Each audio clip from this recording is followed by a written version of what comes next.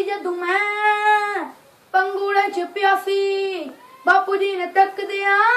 ਹੱਥਾਂ ਚ ਚੱਕ ਲਿਆ ਸੀ ਓਏ ਯਾਰ ਲੱਭਦੇ ਥੋੜੇ ਜਿਹੇ ਕਮੀਨੇ ਹੁੰਦੇ ਗਏ ਪਹਿਲੀ ਗੱਲ ਚੱਚਾ ਜੀ ਨੇ ਕੱਢਣੀ ਸਿਖਾਈ ਪਹਿਲੀ ਗੱਲ ਚੱਚਾ ਜੀ ਨੇ ਕੱਢਣੀ ਸਿਖਾਈ ਮੁੰਡਾ ਕੱਢਦਾ ਸੀ ਵੱਲਾ ਵਾਰੇ ਹੋ ਗਿਆ 16ਵਾਂ ਵੀ ਟੱਪਿਆ 17ਵਾਂ ਵੀ ਟੱਪਿਆ 18ਵੀਂ ਚ ਮੁੰਡਾ ਬਦਨਾਮ ਹੋ ਗਿਆ 18ਵੀਂ ਚ ਮੁੰਡਾ ਬਦਨਾਮ ਹੋ ਗਿਆ